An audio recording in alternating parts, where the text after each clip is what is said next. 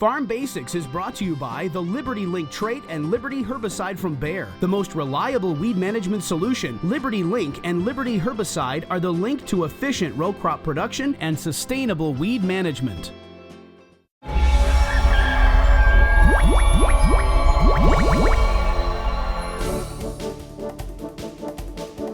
During our Farm Basics time today, we're going to talk a little about chopping corn heads. And this is one of the things we had at our field day, had a live demonstration there. The thing that kind of surprised me a little bit is how many guys were not maybe looking at this for the first time, but were actually getting real serious about, I've got to do something a little different for residue management on my farm. That's the key, residue management, because everybody thinks about, the first thing you think is, well, am I going to save a pass chopping stalks, or is it necessary to chop stalks in my field? No, I look at this as a residue management issue, and this year it really stood out. We had a long winter and a cold winter really across the whole country, and so everybody had a little bit of a late start, and we saw such huge differences where the residue was not evenly distributed in the fields with emergence. We saw problems where corn was coming up and it was uneven, and that really played out all the way until the fields kind of evened up with tasseling. I think it's going to be a huge difference in yield where we had even residue distribution versus where we didn't. It was really nice to see the chopping corn heads at our farm. Now, we don't have them in action in mid-July, but we did actually get to see them, and there were working models that, actual heads that they could fold up, show you how all the parts work underneath, and that caught more attention than about anything with equipment that we had. About 20 years ago on our farm, because of the highly erodible land that we have, we switched a number of acres to no-till. Well, before we got into no-till, we talked to a number of no-till farmers and kind of read up and studied up on what are the right practices we need to implement when we go into no-till. One of the things we'd heard from a lot of people around the country is you need to leave your stalks standing tall. So we did that in the beginning, and what we found was disaster.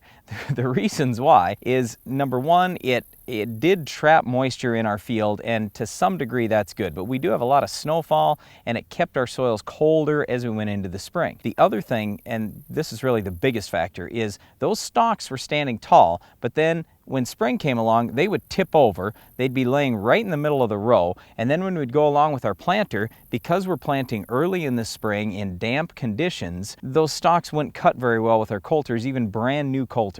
So we ended up with a lot of hairpinning of residue and a lot of seeds dropping on top of residue, and obviously our stands were not very good. So that's something that we said, boy, we got to do something different here. So even when we switched to strip till, so it doesn't matter strip till, no till, a lot of the guys have felt over the years the same way, leave the stalks standing tall. We completely disagree with that. Our yields improved dramatically when we started cutting those stalks much lower and actually chopping them. Well, we saw guys getting back into conventional tillage, and that was the solution. Now I've got to go back to conventional tillage. Really, the residue management that we get from a chopping corn head has taken away that need, even in continuous corn. We don't see that residue building up in our fields over a period of years like many guys have fought around the country, because we've chopped that residue up into relatively small pieces. Well, that's one part of it, sure. There are many other soil factors. Yeah, you've got to have earthworm activity and the right calcium amount in your soil and the right fertility overall. So it's not just the chopping of residue, but this is an important thing. When you've got those pieces chopped, and especially through the middle of the stalk, boy, that makes a huge difference in terms of the speed of breakdown as you go into that next year. And one of the questions I get about chopping corn heads from farmers all across the country is, what about wind? Are you going to lose a lot of that residue when you chop it up if I'm in a windy situation? And we do get a lot of wind on our farm, especially it seems around harvest time. We get lots of wind. And we haven't seen a big problem with one major decision that we've made. When we're doing a chopping corn head, we like to chop a little higher. Some guys want to chop down very low to the ground, and if you don't have rocks, you definitely can do that and make that choice for your farm. But when we chop a little bit higher, we'll leave stalks standing a foot, maybe even a little bit taller. I'm only talking about a foot here. It doesn't or look a foot and a half. It doesn't look very tall out in the field.